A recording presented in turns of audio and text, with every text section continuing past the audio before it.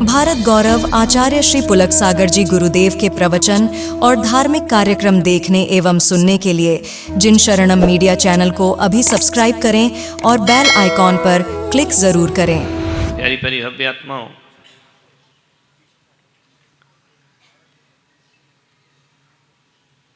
America के राष्ट्रपति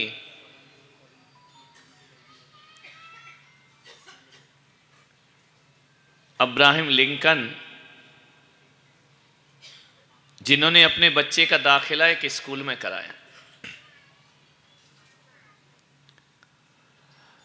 और जब बच्चे का दाखिला स्कूल में हुआ पहले दिन, उन्होंने अपने बच्चे के हाथ में एक पत्र भेजा और कहा कि अपने कक्षा शिक्षक को यह पत्र पढ़ा देना।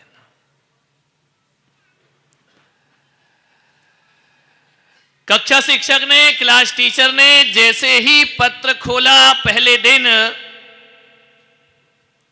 उसमें बड़े प्यारे शब्द लिखे थे। उन्होंने लिखा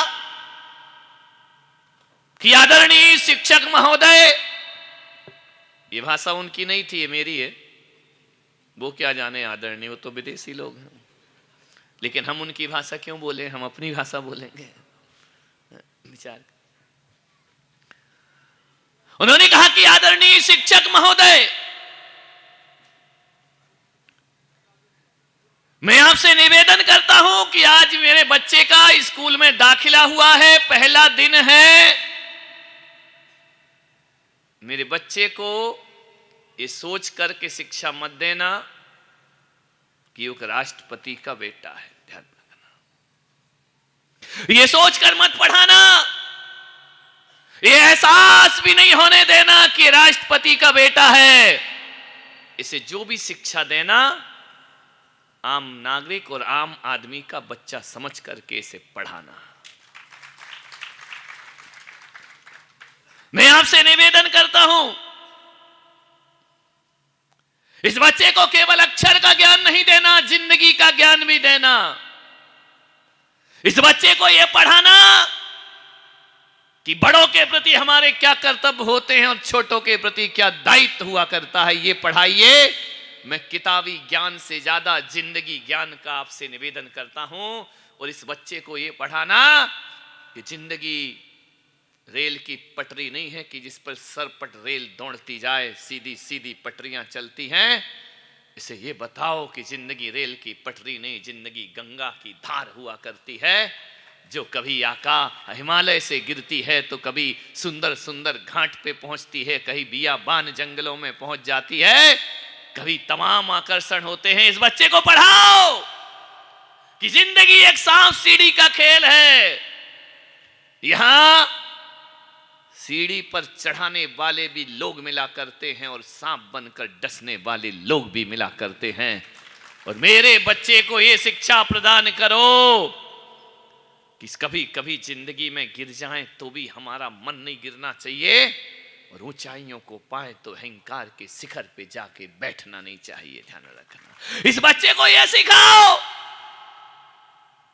कि अपने देश के प्रति इसके क्या फर्ज हैं, अपनी संस्कृति के प्रति क्या फर्ज हैं, और अपनी भाषा के प्रति हमारे क्या फर्ज होते हैं। ये एक राष्ट्रपति शिक्षक को लिखकर भेज रहा है। आप अपने बच्चों का दाखिला करा चुके स्कूल में? बोलिए, करा चुके? क्या लिख के भेजा? अच्छे नंबर दिलाना, बाप को डैड बोले तो बोले, माता को मॉम कहे तो कहे, आ से अनार पढ़े तो पढ़े, ए से ए फॉर एप्पल पढ़े तो पढ़े। तुमने कभी नहीं सोचा अपने बच्चों, किसी शिक्षक ने बोला, ये तो कहा होगा भाई इसको जैसे तैसे पास करना, इसकी पढ़ाई पर ध्यान रखना, इसके अच्छे नंबर आना चाहिए। संस्कारों की बात किसने बोली? ध्यान, मान्यवर आपसे निवेदन है, पढ़ने लिखने मात्र से कुछ नहीं होता। ये अक्षरों की पढ़ाई से जिंदगी महान नहीं बनती है। जिंदगी के लिए अनुभव की पढ़ाई होना चाहिए। पहले इस देश में गुरुकुल व्यवस्था थी, आश्रमों में पढ़ा करते थे। राम ने कौन सी डिग्री पाई? एमए किया, एमकॉम किया, सीए किया, एमबीए किया, क्या किया बताओ? कुछ किया? कौन सी कागज कलम लेकर वो पढ़ने गए थे? भरत चक्रवर्ती ने कौन सी डिग्री प्राप्त की? महावीर ने कौन सी डिग्री प्राप्त की? मैं आपसे पूछना चाहता हूं, ये कौन से लोग हैं जिन्होंने कॉन्वेंट की शिक्षाएं प्राप्त की हो? ये कौन से लोग हैं जिन्होंने अक्षर ज्ञान से जिंदगी बनाई हो? मेरे भाई, अक्षर ज्ञान से जिंदगी नहीं बना करती है, क्योंकि हमारे देश में वो लोग हुए हैं, कागज कलम छुई नहीं, मसीना लीनी हाथ, कबीर जैसे लोग हमारे देश में हुए, मीरा जैसी हमारे देश में भक्त परायण हुई।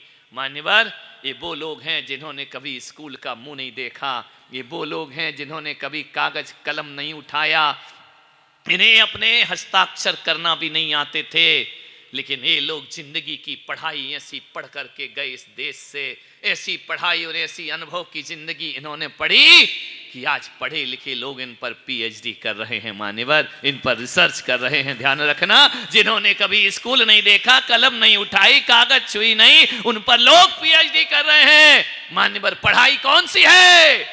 मान्यवर, एक बात याद रखना, एक चीज आपको कहता हूं, सब दुनिया में आए हैं और चले जाएंगे एक दिन, लेकिन मैं इतना अवश्य कहता हूं कि कुछ काम करके जाना। दुनिया में आने वाले जाते हैं रोज लाखों बेकार खाने वाले। जिस देश में हमारा जन्म हुआ है, आपको अजर अमर होना है। हर व्यक्ति अजर अमर होना चाहता है, हर व्यक्ति चाहता है मुझे यश कीर्ति मिले, हर व्यक्ति चाहता है मैं लोकप्रियता को अर्जित करूं। ध्यान रखना, और जो कहता है मैं नहीं चाहता वो बहुत बड़ा बेईमान आदमी है। हर आदमी लोकप्रिय होना चाहता है, और मैं पुलक सागर भी कह रहा हूं कि लोकप्रिय होना ही चाहिए। क्यों नहीं होंगे? मनुष्य बने हैं और लोकप्रियता अर्जित नहीं की, मनुष्य बने हैं और जनप्रियता अर्जित नहीं की, तो बेकार हमारा इस जीना है इस धरती पर। लोकप्रिय बनना चाहिए, हर के दिलों में राज करना चाहिए, लेकिन एक बात याद रखना, दो लोग ही दुनिया में याद रखे जाते हैं। तुम लाख पैसा कमा लो, कोई याद नहीं रखेगा। ध्यान रखना, राजा राणा छत्रपति हाथ इनके असवार, और मरना सबको एक दिन अपने अपने बार। कितने राजा चले गए, बादशाह चले गए, सम्राट चले गए। ध्यान रखना, कौन याद रखता है? ध्यान रखना, एक लख पूत सवा लख नाती, तह रावण घर दिया न बाती। ध्यान रखना है, आपसे मेरा निवेदन है, कोई उसकी उसकी मजार पे, कोई उसके चिताओं पे दिया जलाने वाला आदमी ना मिला। ध्यान रखना है, कौन याद रखेगा आपको? क्या करोगे जिससे तुम्हें याद रखा जाए? मान्यवर, कुछ ऐसा करो कि मरने के बाद भी महापुरुष कौन होते हैं मालूम है? आपसे पूछूं, महापुरुष की गणना किसमें होती है? किसे महापुरुष कहेंगे आप? महापुरुष वो होता है कि जिसकी मृत्यु के बाद 100 साल दुनिया उसे याद रखे, वो महापुरुष हुआ करता है। 100 साल याद रखा जाए, 1000 साल याद रखा जाए, डॉक्टर साहब को याद रखा जा रहा इतने वर्षों के बाद भी। मान्यवर, महापुरुष वो होते हैं जो अपने जीवन में ऐसे कार्य कर जाते हैं कि दुनिया से कितनी भी पीढ़ियां बीत जाएं, उनका नाम हमेशा याद रखा जाता है। श्री राम महापुरुष हुए हैं, हजारों हजारों वर्षों के बाद भी हमारी आस्था की वेदियों पर श्री राम विराजमान हैं। महावीर महापुरुष हुए हैं, 2500 वर्ष बीतने के बाद भी महावीर हमारे नयन पथगामी बने हुए हैं। मान्यवर, आपसे निवेदन है, ऋषभदेव महापुरुष हुए हैं, हजारों करोड़ों वर्षों के बाद भी केवल मंदिरों की वेदियों पर नहीं, हमारे हृदय के आसन पर जिनका स्थान मौजूद है, ये महापुरुष हुआ। तुम्हें कौन याद रखेगा? ध्यान रखना, चले जाओगी दुनिया से, तीसरी पीढ़ी तुम्हारा नाम भूल जाएगी। ध्यान रखना है, दूसरी पीढ़ी तुम्हारा नाम भूल जाएगी। महात्मा, आपसे निवेदन है, महापुरुष बनना है तो 2 कार्य करो। मैं पुलक सागर आपसे कह रहा हूं, इस विराट हिंदू सम्मेलन में आपसे बात कर रहा हूं, चर्चा करने जा रहा हूं। 2 बातें याद रखो बस, और कुछ नहीं करना है। दुनिया में 2 लोग ही याद किए जाते हैं, केवल 2 लोग। एक तो वो जो कुछ लिख कर जाते हैं। ध्यान रखना, कौन याद किए जाते हैं? जो कुछ लिख कर जाते हैं, और दूसरे वो याद किए जाते हैं जिन पर कुछ लिखा जा सकता है। ध्यान रखना है, लिख कर जाएं। हर किसी का बौद्धिक विकास इतना नहीं होता है कुछ ऐसा करो कि तुम पर लिखा जाए। राम इस दुनिया से गए, उनने कुछ नहीं लिखा। महावीर इस दुनिया से गए, उनने कुछ नहीं लिखा। ये वो महापुरुष थे जिन्होंने कुछ भी नहीं लिखा। मान्यवर ध्यान रखना, ना राम ने कुछ लिखा, ना कृष्ण ने कुछ लिखा, ना महावीर ने कुछ लिखा, ना बुद्ध ने कुछ लिखा, लेकिन ये लोग ऐसा जीवन जीकर गए कि इन पर बहुत कुछ लिखा जा सकता है। मेरे भाई ध्यान रखना है, आपसे निवेदन है। बहुत कुछ इन पर कहा जा सकता है, बहुत कुछ इनको बोला जा सकता है। मान्यवर आप क्या कर सकते हैं? मान्यवर जिन पर लिखा जाता है वो भी याद रहते हैं, और जो लिखते हैं वही भी याद रहते हैं। राम ने कुछ नहीं लिखा, लेकिन ऐसा किया अपने जीवन में कि हमेशा उन पर लिखा गया। कभी वाल्मीकि लिखते हैं तो कभी तुलसीदास लिखते हैं, तो कभी गोस्वामी तुलसीदास लिखा करते हैं। ध्यान रखना है, आपसे मेरा निवेदन है। कभी कोई रविसेन पद्म पुराण लिखा करता है मान्यवर, तो कोई जिनसेन आदि पुराण लिखा करता है। कुंद कुंद समय सार लिखा करते हैं। ध्यान रखना है, यदि लिख करके जाओगे तो भी उनके जैसे पूज्य हो जाओगे, और कच करके जाओगे तो भी उनके जैसे पूज्य हो जाओगे। आज यहां से संकल्प लेकर चले कि या तो हम पे कुछ लिखा जाए, या हम किसी पर कुछ लिख सके, तो जीवन हमारा सार्थक और सदियों अमर हो जाता है। आदमी, रामायण नहीं होती तो राम को कौन जानता इस धरती पर, महावीर पुराण नहीं होते तो महावीर को कौन जानता, महापुराण नहीं होता तो ऋषभदेव को कौन जानता। आप भी अपने जीवन में कुछ ऐसा करके जाओ कि मरने के बाद तुम्हें दुनिया सदियों सदियों याद रखे। ध्यान रखना है, कुछ करके जाओ। ये आजादी के दीवानों ने कुछ लिखा नहीं है, लेकिन जीवन ऐसा जिया है कि आज भी वो महापुरुषों की तरह हमारी जुबान पर आकर बैठे हुए हैं। मान्यवर आपसे निवेदन है, इतना ही मेरा निवेदन है, जीवन को थोड़ा सा ऐसा जियो, देश के लिए जियो मेरे भाई। अपने लिए तो सब जीते हैं, देश के लिए जियो। अपने लिए जीना होता तो मैं घर में 2 वक्त की रोटी कमा के भी जिंदगी आराम से गुजार लेता, लेकिन मुझे देश के लिए जीना था। ध्यान रखना, वतन के लिए तन के कपड़े भी उतारना पड़े तो आदेश के मतवाले वस्त्र भी उतार करके फेंक दिया करते हैं। ध्यान रखना है, देश के लिए जियो, राष्ट्र के लिए जियो। एक व्यक्ति ने पूछा कि धर्म बड़ा, राष्ट्र बड़ा, या व्यक्ति समाज बड़ा? मैंने कहा जी, सच्चा संत होगा तो ना वो धर्म को बड़ा मानेगा, ना वो व्यक्ति को बड़ा मानेगा, ना वो समाज को बड़ा मानेगा। सबसे बड़ा यदि कोई होता है तो हमारा राष्ट्र सबसे बड़ा हुआ करता है। यदि राष्ट्र है तो व्यक्ति है, व्यक्ति है तो समाज है, समाज है तो धर्म। जब देश ही ना रहेगा, राष्ट्र ही ना रहेगा, कहां समाज ढूंढोगे, कहां व्यक्ति ढूंढोगे और कहां परिवार ढूंढोगे।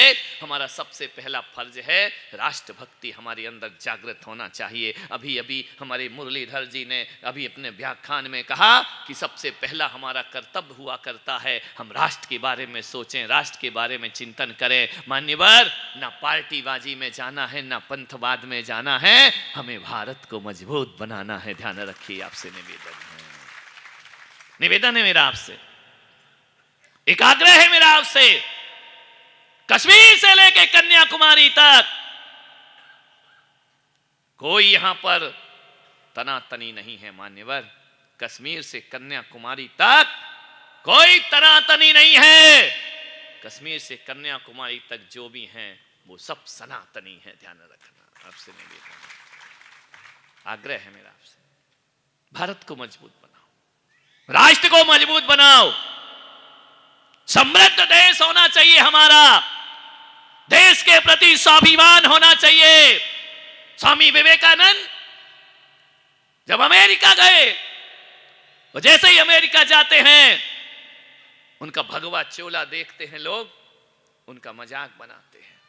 स्वामी विवेकानंद अमेरिका गए और उनके वस्त्रों को देख करके लोगों ने कहा कि आप ये क्या पहनते हैं? क्या भारत में कपड़े सिलकर नहीं पहनते हैं? आप ये भगवा चोला लेकर के घूम रहे, क्या कपड़े हैं? क्या ये इतने बड़े संत हैं, इतने बड़े विचारक हैं, कपड़े ऐसे पहनते?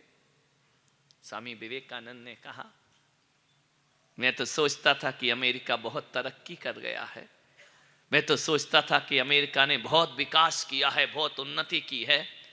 अमेरिका व्यक्ति को समझता है, लेकिन आज आकर मेरा ये भ्रम टूट गया। तुम्हारे यहाँ जेंटलमैन यदि किसी को बनाते हैं तो एक दर्जी जेंटलमैन बनाता है, और हमारे यहाँ जेंटलमैन कोई बनता है तो उसका आचरण और व्यक्तित्व आदमी को जेंटलमैन बनाया करता है। ध्यान रखना, इन कपड़ों से कोई महान होता है क्या? कपड़ों से कोई अप टू डेट होता है? कपड़ों से कोई होशियार और बुद्धिमान होता है? हमारे भारत का जो विद्वान व्यक्ति है, हमारे भगवान भारत के जो महान हैं, वो 2 कौड़ी की दर्जी के सिले हुए कपड़े से नहीं बना करते हैं। हमारे आचरण, तप, त्याग और निष्ठा से देश के लोग महान कहलाया करते हैं। विवेकानंद जी से पूछा कि आपके देश की सबसे पवित्र नदी कौन सी है? पूछा प्रश्न, देखो देश के प्रति क्या गौरव और क्या स्वाभिमान था। पूछा कि आपके देश की सबसे पवित्र नदी कौन सी है? बताओ कौन सी है? बोलो अपने देश की सबसे पवित्र नदी, बोलो। गंगा? विवेकानंद ने गंगा नहीं कहा। विवेकानंद ने कहा मेरे देश की सबसे पवित्र नदी यमुना है। यमुना पवित्र? बोले हाँ, यमुना से पवित्र कोई नहीं है। तो उस व्यक्ति ने कहा कि हमने तो सुना कि तुम्हारे देश की सबसे पवित्र नदी गंगा है। उन्होंने कहा नहीं, यमुना है। यमुना इसलिए पवित्र है, उसमें कन्हैया जब वहां से जाते हैं रात को 12 बजे, वह कन्हैया के चरण छूकर नदी पवित्र हो जाया करती है। लेकिन मैं इतना कहता हूं कि मेरे देश की नदी यमुना पवित्र है, लेकिन तुमने कहा कि गंगा पवित्र है। गंगा पवित्र नहीं है, गंगा तो माँ हुआ करती है हमारी। ध्यान रखना, क्योंकि गंगा की लहरों में पानी नहीं बहा करता, उसमें अमृत बहा करता है। ध्यान रखना, ऐसी वह गंगा मेरी माँ है। हम गंगा को माँ कहते हैं, पवित्र नदी कह करके नहीं बुलाया करते हैं।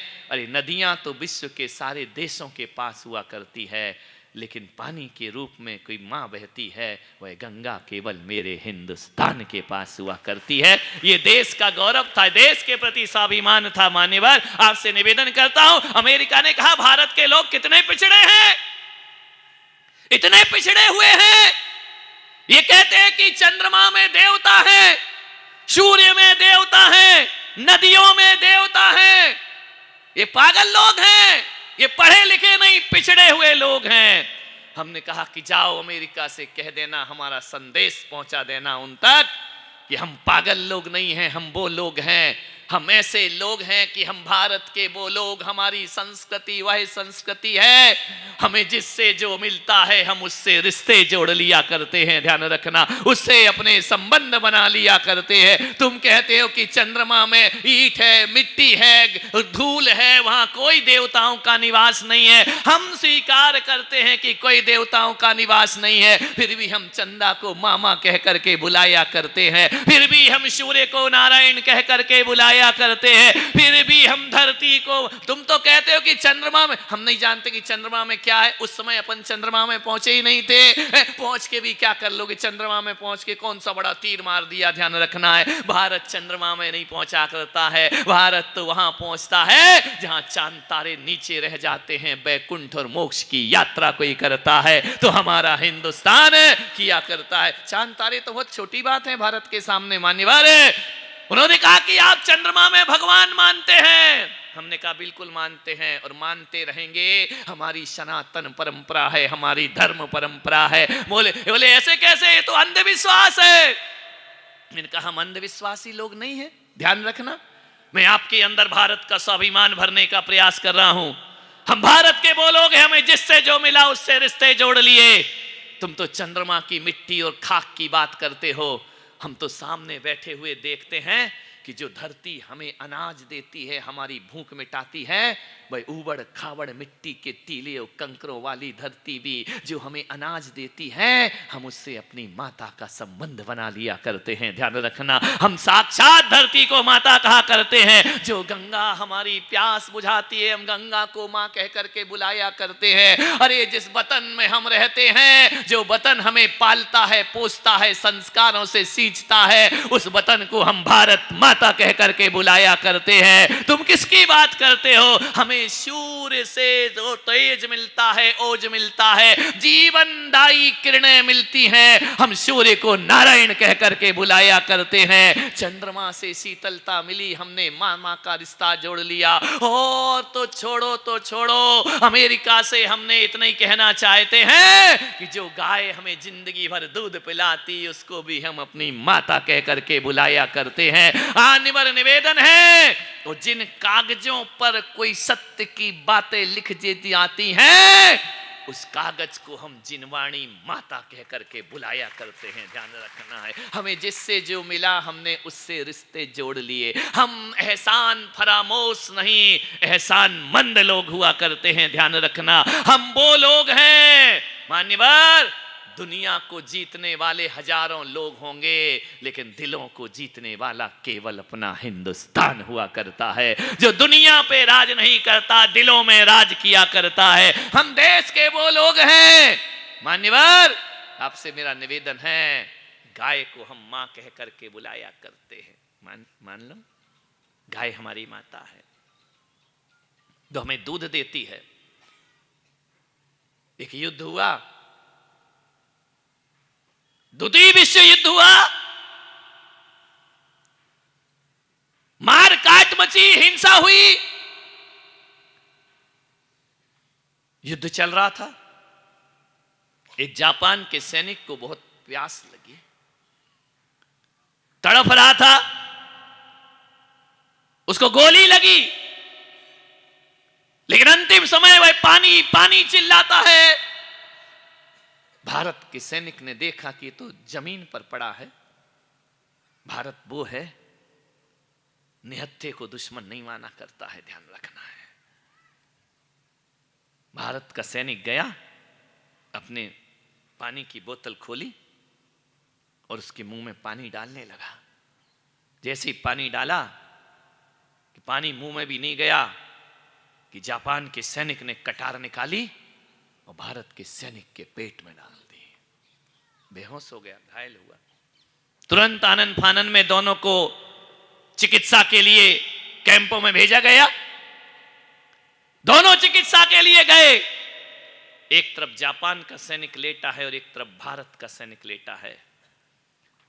थोड़ी देर बाद होश आता है, दोनों का उपचार हुआ, मृत्यु किसी की नहीं हुई। भारत के सैनिक के पास एक सेविका खड़ी है, दूध का गिलास लेकर के, हल्दी केसर डला हुआ दूध, कि जख्म गहरा है, ठीक हो जाएगा। जैसे ही भारत के सैनिक के पास दूध का गिलास गया, हमारी संस्कृति, हमारी सभ्यता, हमारे संस्कार, हमारे बचपन से हमें जो माता पिता ने सौंपा है, भारत का वह अध्यात्म, उन्होंने देखा दूध का गिलास, देखा भारत के सैनिक ने कि जापान का सैनिक लेटा है, उसे कौन दूध देगा। वह जैसे तैसे हिम्मत करके उठा और जापान के सैनिक के पास पहुंचा, बोले दूध पी ले, मुझे माफ करना मेरे भाई, उस दिन तो मैं तुझे पानी नहीं पिला पाया, लेकिन आज तुझे दूध पिलाता हूं। तू भी जख्मी और मैं भी जख्मी हूं। जापान के सैनिक की आंखों में आंसू आ गए। उसने कहा कि मैंने तो तुम्हें कटार मारी, तुम दूध लेकर आए।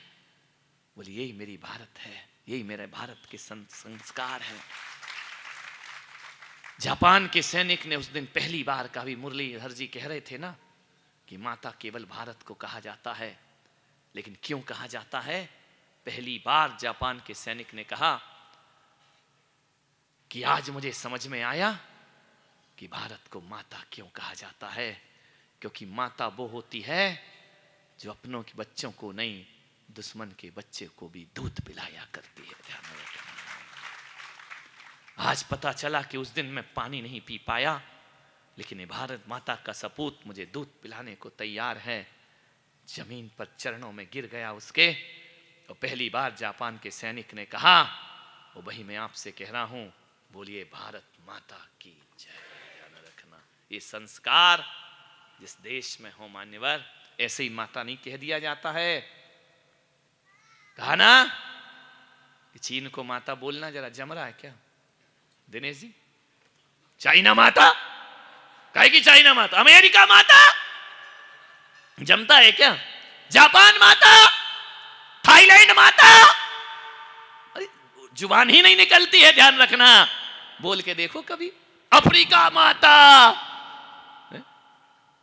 चीन दादा हो, अमेरिका दादा हो सकता है, चाइना बाप हो सकता है, लेकिन माता नहीं हो सकता। माता तो केवल मेरा भारत ही माता शब्द उस पर शोभा देता है, इसलिए भारत को भारत माता कह करके बुलाया जाओ। मैं इतना कहता हूं कि जब तक भारत में भारत माता के सपूत मौजूद हैं, आप और हमारे जैसे डॉक्टर साहब जैसे, गुरुजी जैसे लोग जब तक मौजूद हैं, चिल्लाते रहे पाकिस्तान कश्मीर दे दो, कश्मीर दे दो, कश्मीर दे दो।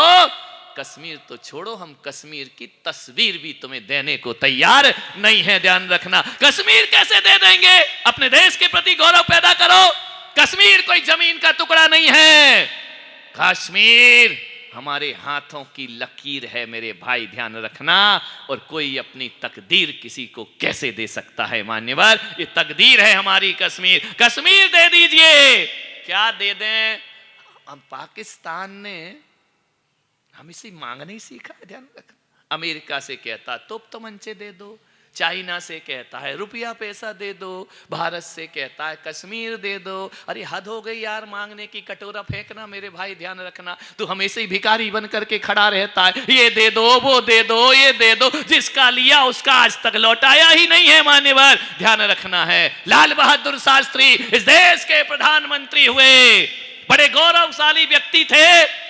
उन्होंने संदेश दिया मेरा देश भूखा ना रहे, महीने में एक उपवास करना सीखो, लेकिन किसी के हाथ सामने कटोरा फैलाना नहीं सीखो। ये हमारे देश का स्वाभिमान रहा मान्यवर। कहीं मांग करके नहीं खाएंगे, हम भूखे रह जाएंगे। महाराणा प्रताप घास की रोटी खा सकते हैं, लेकिन मुगलों की गुलामी और अधीनता स्वीकार नहीं। ये हमारे देश का गौरव है, हमारे देश की संस्कृति है। लाल बहादुर शास्त्री गए पाकिस्तान, उन्हें बुलाया गया।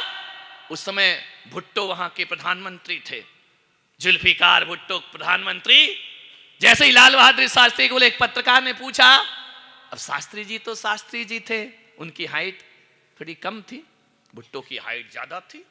पूछा कि आप पाकिस्तान जा रहे हो, आपको ऊपर देख के बात करना पड़ेगी, भुट्टो की हाइट ज्यादा, तुम्हारी कम है। लाल बहादुर शास्त्री ने ऐसा गौरव प्रस्तुत किया, बोले हाँ इसमें क्या दिक्कत है, मैं जाऊंगा और बात करूंगा उनसे, लेकिन एक बात याद रखना, भारत हमेशा नजरें उठा के बात करता है, नजरें झुका के बात नहीं किया करता है, ध्यान रखना।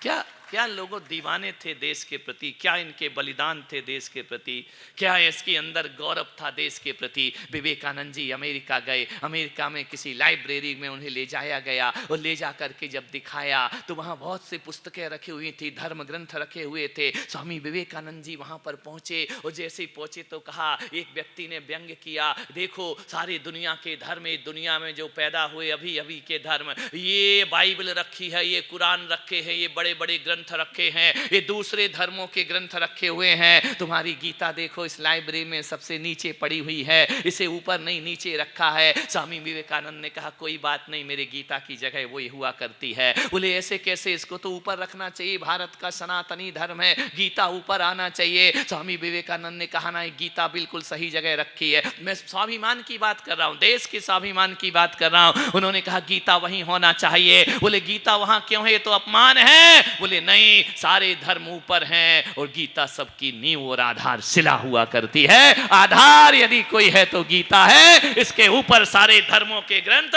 रखे जाते हैं। और एक बात याद रखना, उतरी होगी किसी की किताब आकाश से, आसमानी किताब, हुए होंगे फरिश्ते आकर के लिख कर गए होंगे, किसी संत ने कोई ग्रंथ लिखा होगा, मुनियों ने ग्रंथ लिखा होगा, लेकिन गीता ऐसा ग्रंथ है, ना आकाश से उतरता है, ना किसी संत की कुटिया से निकलता है। गीता ऐसा ग्रंथ है मान्यवर, गीता वह है जो ना महलों में लिखी गई ना जंगल में लिखी गई। अरे युद्ध के मैदान में भी जो अहिंसा और शांति का संदेश देती है, आत्मा की अजरता अमरता का संदेश देती है। अरे युद्ध के मैदान में जब अध्यात्म जन्म लेता है तब इस देश में गीता का जन्म हुआ करता। युद्ध के मैदान में धर्म की बातें मान्यवर सोचना है आपको।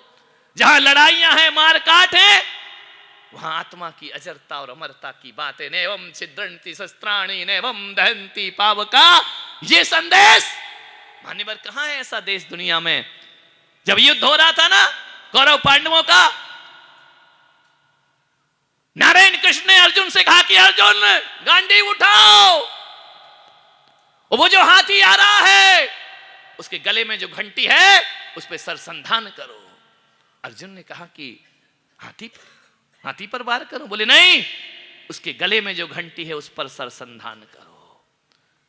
अर्जुन ने कहा कि माधव नारायण घंटी से युद्ध लड़ने आए?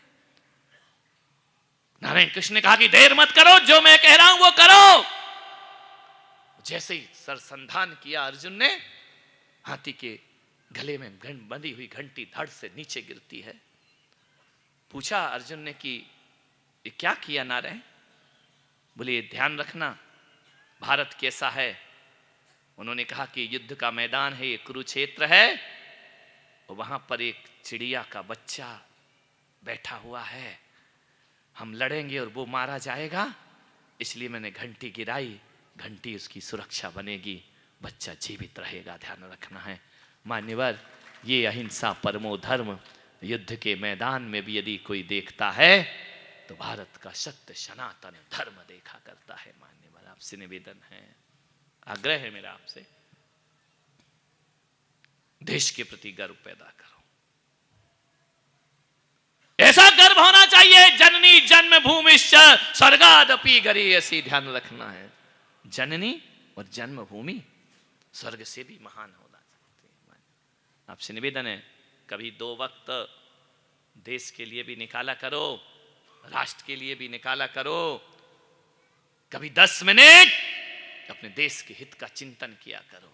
ऐसा देश कहां मिलेगा? दुनिया के किसी भी देश में घूमने चले जाओ, लास्ट में यही कहोगे अंतिम समय कि गर जन्म हो दोबारा मानव जन्म मिले, फिर से यही देश हमको प्राप्त होना चाहिए।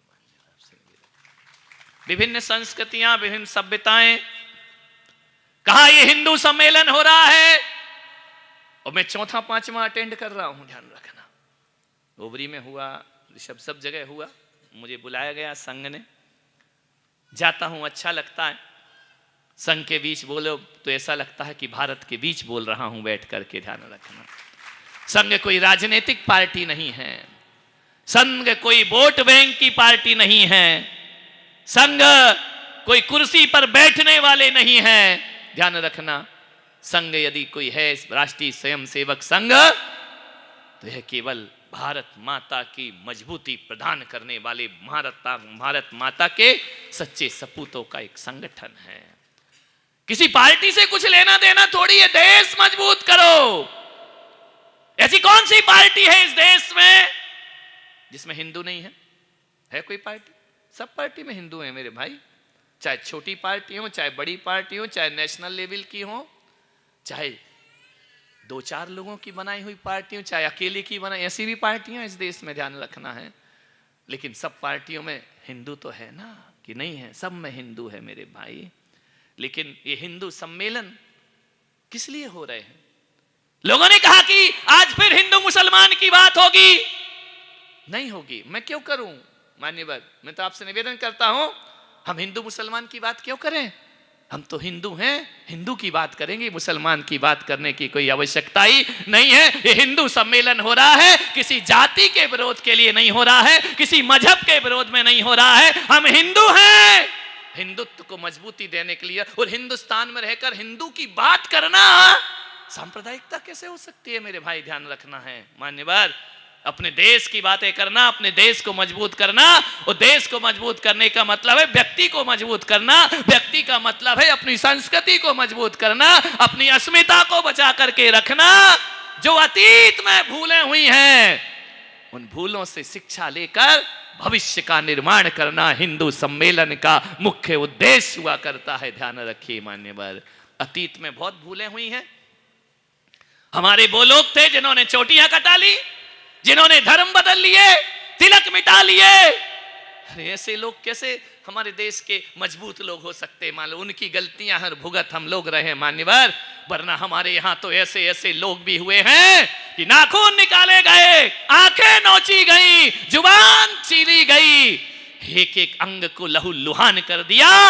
तो भी संभाजी महाराज कहते हैं एक एक बोटी बोटी भी निकाल ली जाए तो भी हम अपने धर्म को नहीं बदल सकते हैं। धर्म के लिए जिएंगे और धर्म के लिए मरेंगे। धर्म मत बदलो मेरे भाई, धर्मांतरण मत करो, आओ ना हमारे देश में रहो, अपने धर्म का प्रचार करो, लेकिन मटिया मेट मत करो हिंदुस्तान के मूल धर्म को। मान्यवर ध्यान रखना है, मैं आप लोगों से कहूंगा ये जनजाति एरिया है, यहां पर हिंदू को हिंदू से तोड़े जाने का षड्यंत्र चल रहा है। मान्यवर सोचना है आपको, कौन तोड़ रहा है? हिंदू हिंदू को तोड़ रहा है।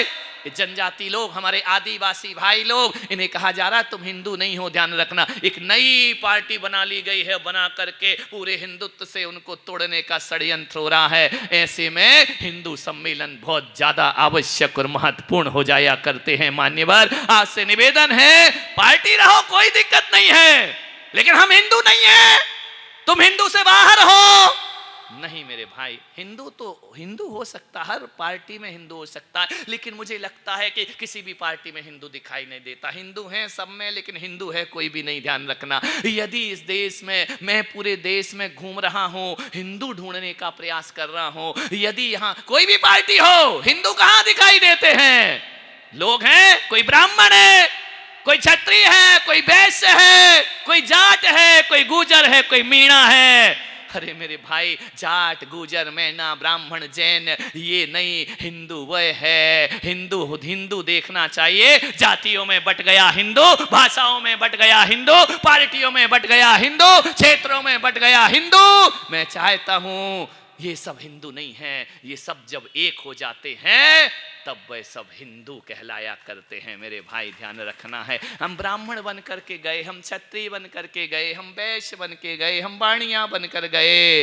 अरे मेरे भाई, मैं तो मौजूदा सरकार से भी कहता हूं, आज जो सरकार दिल्ली में मौजूद है उनसे भी निवेदन करता हूं, मेरे भारत को भारत रहने दो, इसे ब्राह्मण हिंदू या जैन बनाने का प्रयास मत करो। मेरे भारत को भारत रहने दो, भारतीयों को मत बांटो जातियों में, पार्टियों में, वोट में। मान्यवर एक निवेदन है आपसे, एक आग्रह है आपसे, हम भारतीय हैं और हमें भारतीय रहने दिया जाए। मेरी बात, हर कोई आदमी अपने अपने विकास में लगा। गुजराती कहता हमारा विकास हो जाए, मराठी कहता हमारा विकास हो जाए, एमपी वाले कहते हमारा विकास हो जाए।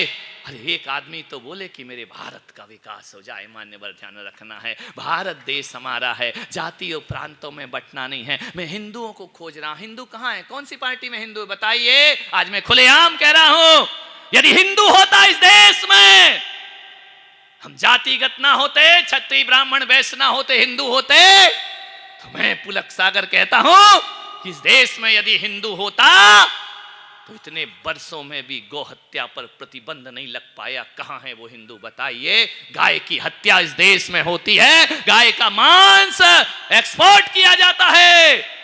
कहां है हिंदू? बोलो, हिंदू हैं तो गाय की हत्या क्यों हो रही है? गाय को ना मारा क्यों जा रहा है? हिंदू होते इस देश में तो तुम्हारे तिरंगे को कोई फाड़ सकता था, जला सकता था। कहां है हिंदू? तिरंगा जल रहा है। कहां है हिंदू? भारत माता को डायन कह करके बुलाया जाता है।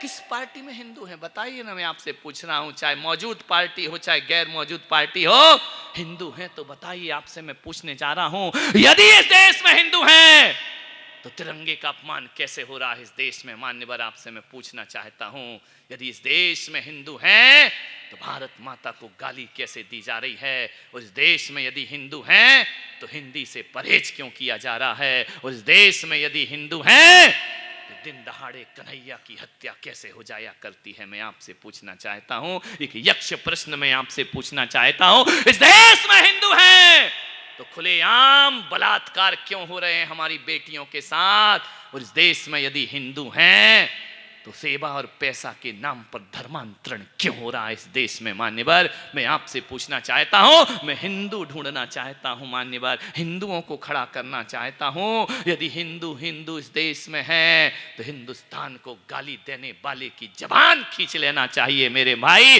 हिंदू इस देश में है तो तिरंगे के अपमान करने वाले को देश निकाला दे देना चाहिए। इस देश में यदि हिंदू हैं, सरकारी योजनाएं हो तो लाभ लेने को हर आदमी तैयार खड़ा है, लेकिन जब वंदे मातरम की बात आए तो कहते हम वंदे मातरम नहीं बोलेंगे, ध्यान रखना है। तो फिर हमारी योजनाओं का लाभ काहे को उठाते हो मेरे भाई, ध्यान रखना। आपसे मेरा निवेदन है, लाभ पूरा चाहिए, वंदे मातरम नहीं बोलना है हमको। आपसे निवेदन है, ये हिंदू सम्मेलन उन्हीं भावनाओं को जागृत करने के लिए सम्मेलन किए जा रहे हैं। हिंदू के होते हुए आज तक इस देश में हिंदी को राष्ट्रभाषा नहीं बना पाए। किसी ने भी राज्य किया हो, बात उसकी नहीं है। क्यों नहीं बने? जब बहुसंख्यक हिंदू हो, तुम्हारी कोई भाषा नहीं, तुम्हारी कोई सभ्यता नहीं, तुम्हारी कोई संस्कृति नहीं, विदेश से बने कपड़े पहनते हो। हम हिंदू हैं भाई, मान्यवर ध्यान रखना। देश कर्जदार बनाते हो, हम हिंदू हैं। देश के साथ लूटमार होती है, हम हिंदू हैं। हिंदू गाय पालता है, वो पुलिस वाला भी हिंदू है।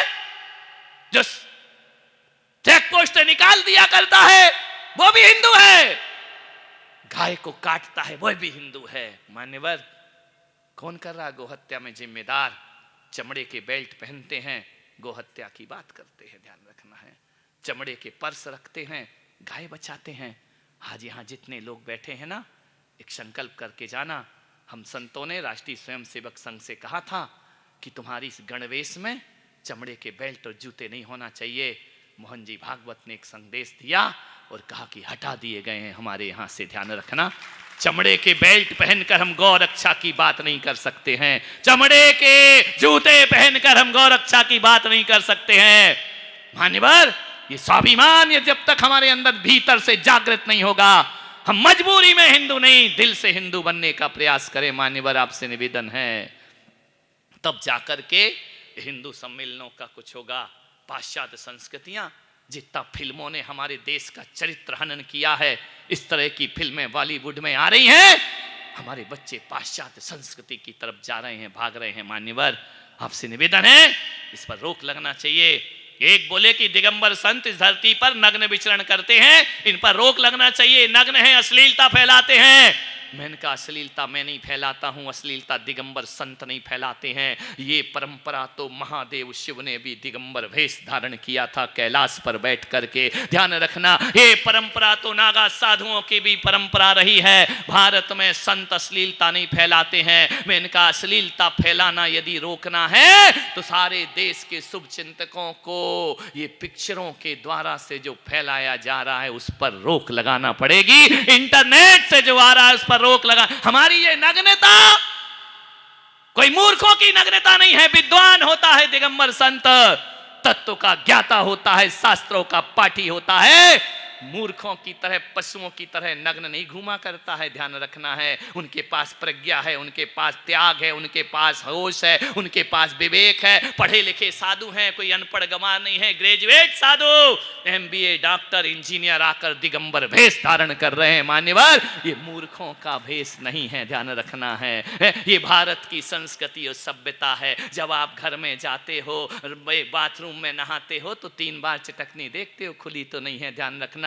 तुम्हें एक अंडरवियर पहनकर बाहर निकलने में शर्म आती है, लेकिन कोई 23 साल का जवान भरी नवयौवनाओं के बीच भी भरी जवानी में नग्न दिगंबर भेष रख के निर्विकार यदि चलता है, वो दिगंबर संत हुआ करता है, ध्यान रखना है।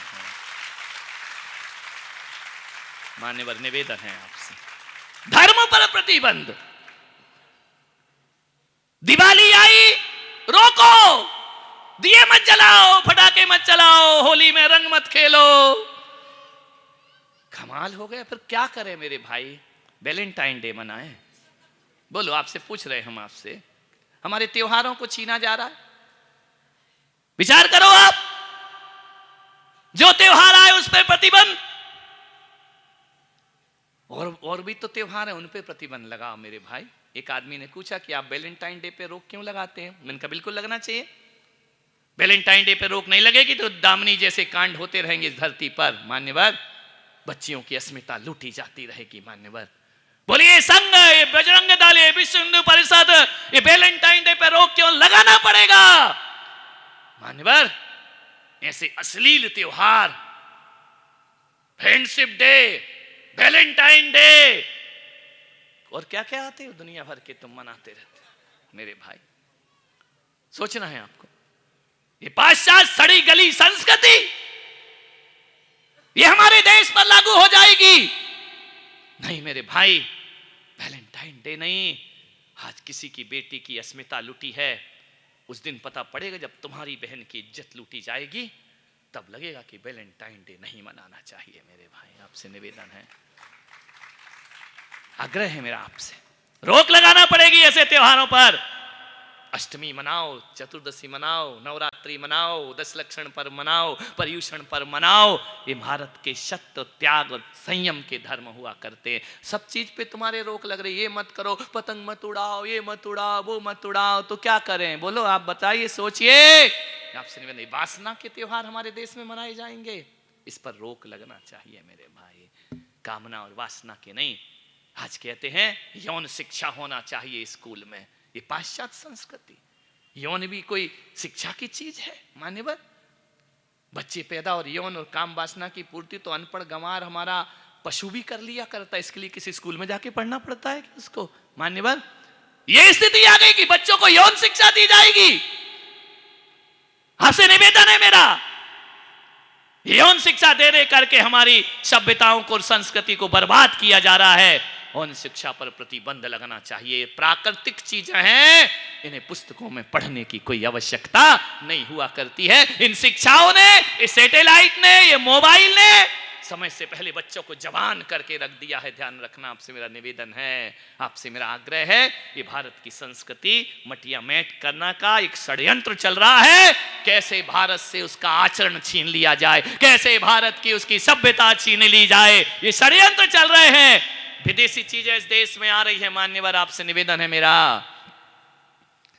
चाइना आंख दिखाता है, अमेरिका दादागिरी दिखाता है, इनकी जितनी भी हेकड़ी चल रही है ना मान्यवर, तुम कम से कम 5 साल नियम ले लो, हम विदेशी वस्तु नहीं लेंगे, चाइना को कंगाल होने में ज्यादा देर नहीं लगेगी मेरे भाई। जो पाकिस्तान के हाल हैं वो चाइना के हो जाएंगे। उनको व्यापार तो हम ही दे रहे हैं, ये फिल्मी हीरो हीरोइन को हम ही व्यापार दे रहे हैं। 800 करोड़ का लाभ दिलाया करते हैं मेरे भाई।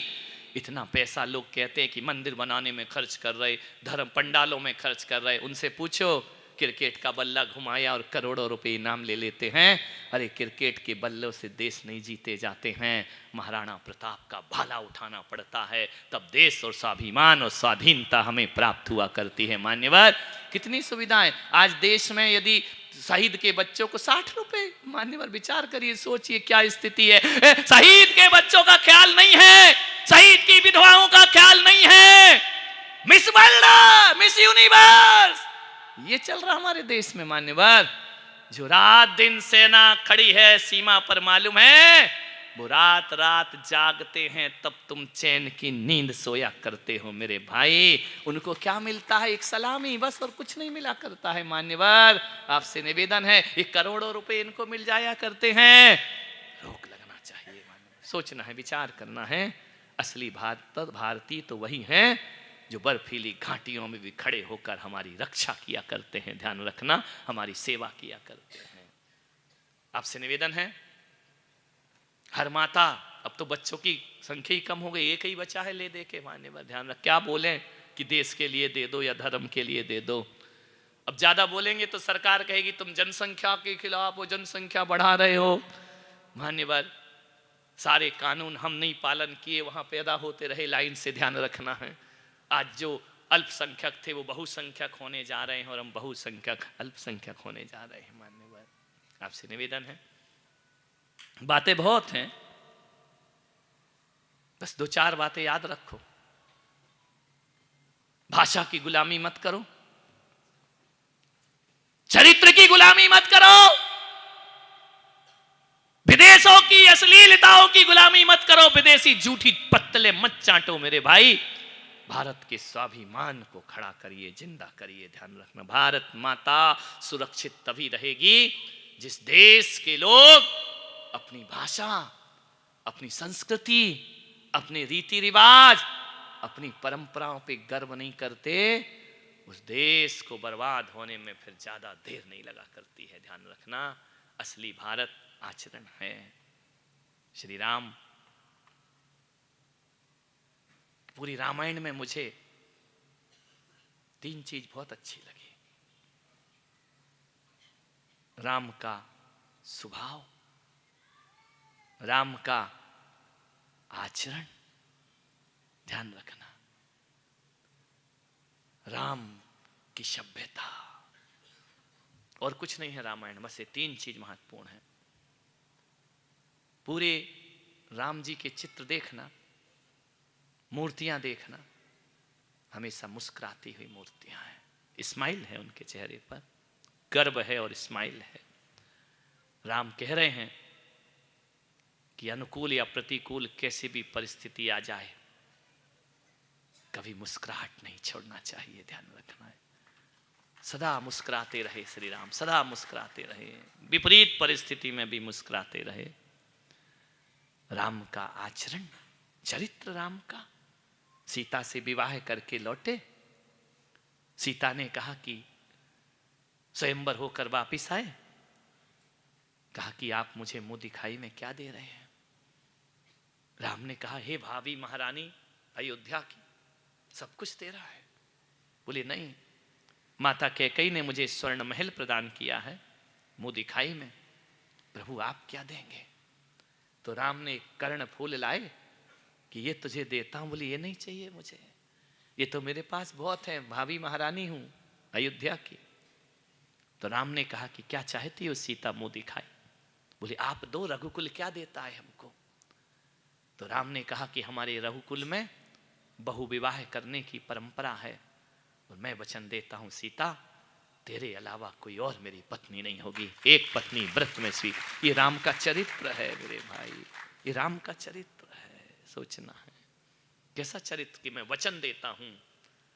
तो मैं भी आज के युवाओं से वचन चाहता हूं, ये विदेशी संस्कृति, गर्लफ्रेंड, बॉयफ्रेंड, ये जो तुमने बना रखे ना, मटिया मैट कर रहे हो, एक पत्नी व्रत धारण करो, भारत अपने आप राम राज्य में परिवर्तित हो जाएगा। और ऐसी परिस्थिति आ गई जब अश्वमेघ यज्ञ हुआ तो कहा गया कि बिना पत्नी के यज्ञ नहीं होता है। आपको मालूम है, राम से कहा गया दूसरी पत्नी से विवाह करो, दूसरी शादी करो। राम ने कहा मैंने वचन दिया है, एक पत्नी व्रत है। जब यज्ञ हुआ तो हमारे देश के वो लोग, राम ने वो चरित्र प्रस्तुत किया कि सोने की सीता बनाकर रखी, लेकिन किसी और पर बुरी निगाह डालने की कोशिश नहीं की। मानने वाला वो चरित्र है राम। राम का नाम ध्यान रखना, पत्थर पे भी लिख जाए तो पत्थर पानी में तैर जाया करता है। ध्यान रखना है, राम का नाम, राम का आचरण, राम का स्वभाव, वो हमारे जीवन में उतरना चाहिए। एक राम ऐसे व्यक्ति हैं, ऐसे व्यक्तित्व हैं जिन्हें हर धर्म का आदमी कहता है ये हमारे आराध्य हैं। है ऐसा कोई व्यक्तित्व है बताओ दुनिया में? विचार करिए। जैन भी कहता है राम हमारे हैं, जैनों की रामायण भी है, बौद्धों की रामायण भी है, दक्षिण रामायण अलग है, उत्तर भारतीय रामायण अलग है। राम का तो वो व्यक्तित्व है, ऐसा कोई धर्म नहीं जो राम को नहीं स्वीकार करता हो। और मैं तो कहता हूं विधर्मी लोग भी राम का नाम तो एक बार ले ही लेते हैं अपने जुबान से। मान्यवर आपसे निवेदन है, जब मैं छोटा था ना, बहुत छोटा स्कूल में पढ़ता था, समय हो गया है लेकिन हम देश पे बोल रहा हूं, चलेगा बंद कर दो। एक जगह मैं जाता था टीवी देखने, पहले घर घर में टीवी नहीं थी, जितनी आज बीवी महंगी है पहले टीवी महंगी थी। आजकल बीवी कहां मिल रही है, पहले टीवी नहीं मिला करती थी। और जब से टीवी बढ़ गई तो बीवी महंगी हो गई है। कुंवारे घूम रहे हैं लड़के, ध्यान रखना है, आपसे निवेदन है मेरा। टीवी नहीं मिला कर, ब्लैक एंड व्हाइट टीवी आती थी, टेक्सला, क्राउन, शटर वाली, जैसे दुकान की शटर, मेरे पूरे मोहल्ले में एक घर में टीवी थी, और मालूम वो टीवी किसके यहाँ? एक मुसलमान के यहाँ, शकील के यहाँ। शकील नाम था, मेरा दोस्त था, उसके यहाँ टीवी थी। और मालूम है ये 92 91 की बात है, जब मैं घर में था, पूरा मोहल्ला मुसलमान के घर रामायण देखने जाया करता था मेरे भाई। एक मुसलमान के घर रामायण हुआ करती थी। राम कैसे हैं? राम वो हैं, जन जन के राम हैं, व्यक्ति व्यक्ति के राम है, धड़कन धड़कन में राम है। मैं कहता हूं दुनिया के तमाम महापुरुष एक पलड़े पर, और राम का चरित्र एक पलड़े पर हुआ करता है। ध्यान रखना कैसा, ये जो घर घर में टीवी आई है ना, ये राम जी ने पहुंचाई है। ध्यान रखना, राम जी ने। बाकी कोई एकता कपूर कितना भी कर ले, कुछ नहीं होने वाला है। ध्यान रखना, आदमी की जिंदगी महिलाओं की इतनी खराब हो गई है कि 12 बजे रात तक तो एकता कपूर नहीं सोने देती है, और 4 बजे रामदेव बाबा उठा देते हैं, करो फूफा करो। अब सोए तो कब सोए? ध्यान रखना है। क्या सोच रहे कि ये सास भी कहू बहू घानी घर घर की, भाभी जी छत पे हैं, ये क्या है? ये कोई संस्कृति है मान्यवर? क्या दकियानी उसी बातों में लगे हुए हो? पूरे हिंदुस्तान में, क्या पूरे विश्व में घर घर टीवी यदि किसी ने पहुंचाई है तो रामानंद सागर की रामायण ने घर घर टीवी पहुंचाई है मेरे भाई। ये राम जी का जीवन देखो, राम जी का ये कितनी बार, एक बात बताओ दिनेश जी, एक फिल्मी गाना कितनी बार अच्छा लगता? 1 बार, 2 बार, 3 बार, 4 बार, फिर बार बार बजे। अरे बंद करो यार, कब तक सुनेंगे ये गाना? बोलिए, एक पिक्चर कितनी बार देख सकते हो? बोलो महिलाएं, तुम लोग बहुत देखते, कितनी बार देख सकती हो? 1 बार, 2 बार, 3 बार, फिर लगता हटाओ ना यार, दूसरी पिक्चर लाओ। एक सीरियल कितनी बार देखोगे? लेकिन वाह रे भारत, बच्चा बच्चा जानता है राम क्या थे। राम एक महापुरुष, वनवास हुआ, रावण ने सीता को उठाया, हरण किया, सीता को वापिस लाए, रावण का वध। ये कहानी सबको मालूम, रामायण सबको आती है ना। लेकिन क्या बात है कि एक फिल्मी गाना 2 बार सुनो, 3 बार सुनो तो अच्छा नहीं लगता, फिल्में अच्छी नहीं लगती, लेकिन रामायण जितनी बार देखो उतनी बार अच्छी लगा करती है मेरे भाई। 1000 बार भी देखो। कोरोना में क्या देखा अपन ने? बोलो बोलो दिल्ली से, फिर से रामायण देखी। ध्यान रख, अभी भी टीवी पर रिमोट चलाओ, सारे सीरियल बढ़ाते जाते हो, रामायण दिख गई, थोड़ी देर को तो रिमोट। ये राम का चरित्र है मेरे भाई, ध्यान रखना है। जो टीआरपी टेलीविजन को रामायण से मिली, मालूम है कर्फ्यू लग जाता था पूरे देश में। रविवार के दिन 9:30 बजे रामायण जब आती थी, पान वाले की दुकान में वो पान लगाना भूल जाता था, रामायण देखता था। और पहली बार, अब तो मुझे नहीं मालूम, स्टेशन में कभी गया नहीं, 32 साल हो गए, पहली बार रेलवे स्टेशन के प्लेटफार्म पर टीवी राम जी ने पहुंचाई थी। ध्यान रखना, ट्रेनों के समय चेंज हो गए, फ्लाइट के समय चेंज हो गए। विचार करिए, स्कूलों के, स्कूल तो छुट्टी है, ट्यूशन के समय बदल गए, महिलाओं के भोजन के समय बदल गए। क्यों? रामायण आ रही, अभी कुछ नहीं करना है। जब एक रामायण, राम की लीला पूरे देश की फिजा बदल सकती है, तो ए राम के मानने वालों, तुम भी राम राज्य वापस ला सकते हो। ध्यान रखना है, लेकर के आओ राम राज्य वापस। निवेदन है आपसे, आग्रह है आपसे, जितने साधु संत आजकल लड़ रहे हैं, देख नहीं रहे, सोशल मीडिया पे चल रहे, क्या हिंदू एकता की बातें करे? संत ही एक नहीं हमारे, वही आपस में झगड़ रहे, महामंडलेश्वर शंकराचार्य चार। ये कोई अच्छी बातें हैं? ये सारे संत यदि एक होकर केवल भारत को मजबूत बनाने में अपनी शक्ति लगा दें, तो ध्यान रखना भारत का नक्शा दुनिया में कहां से कहां पहुंच जाएगा। ध्यान रखना है, किसकी बात करें? हम आपस में ही लड़ मर रहे हैं। ध्यान रखना, टीवी उठाकर देखो, मोबाइल देखो, वो इस पे कटाक्ष कर रहा, वो इस पे कटाक्ष कर रहा है। अरे सब कुछ छोड़ो, भारत माता को मजबूत बनाओ, तो हमारा हिंदू सम्मेलन मनाना सार्थक और सफल हो जाएगा। ध्यान रखना है, रोक लगाइए। जब से सोशल मीडिया आया है, धज्जियां उड़ रही हैं सनातन की, धर्मों की, और हम ही लोग उड़ा रहे हैं। नहीं मेरे भाई, बदलना पड़ेगी फिजाएं। इन पर थोड़ी सी संत हो गए तो इसका ये मतलब नहीं कि आप कुछ भी बोलो। संस्कृति का सत्यानाश करो, नहीं, इस पर रोक लगना चाहिए। आपके विवाद हैं, कमरे के अंदर बैठ करके निर्णय लो, सोशल मीडिया में आने की जरूरत क्या है। मान्यवर, जब कमरे में लड़ोगे तो तुम बदनाम होगे और मीडिया में लगोगे पूरा सनातन बदनाम हो जाएगा। ध्यान रखना आपसे। हम आपस में विवाद ना करें, तुच्छ पदों के लिए ना लड़ें। ये साधु संतों को समझाना पड़ेगा, ये दुनिया को समझाते खुद ही नहीं समझ रहे हैं। ध्यान रखना है, इस पर हमें रोक लगाना होगी। हिंदू सम्मेलन जगह जगह हो रहे हैं, होते रहें। आशीर्वाद देता हूँ, मजबूत हों, देश बचाएं, स्वदेशी अपनाएं, अपनी संस्कृति, अपने आचरण, अपने सद्विचारों से देश मजबूत बनाएं। राष्ट्रीय स्वयंसेवक संघ ने यहाँ भी अवसर प्रदान किया कि मैं देश पे कुछ अपने विचार रख सका, मुझे अच्छा लगा।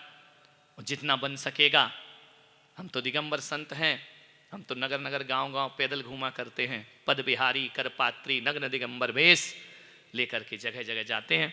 हम लोग भी जब सम्मेलनों में बोलते तो हम लोग को भी सोशल मीडिया पे धमकियां आती हैं, ए बाबा, दुनिया भर की बातें होती हैं, लेकिन कोई बात नहीं, देश के लिए मर जाएं मिट जाएं तो हमारा संत बनना सार्थक हुआ करता है। ध्यान रखना। सभी को मैं, विकास जी प्रचारक, मुरलीधर जी संघ प्रचारक, सबको आशीर्वाद देता हूँ। और जो जागृति लाना है वो लेकर आना है। संतों की विसंगतियों पर भी प्रतिबंध लगाओ और हमारे जो मूल त्योहार हैं उसे मनाने का प्रयास करो। आप सबने सुना, बस यही कहूँगा, न ठनी है न तना तनी है, हम सब सनातनी हैं।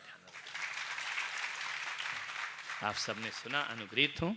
जय महावीर। जावाणी के ज्ञान से सूझे लो कालो, सोवाणी मस्तक धरूं सदा देत हूँ धो।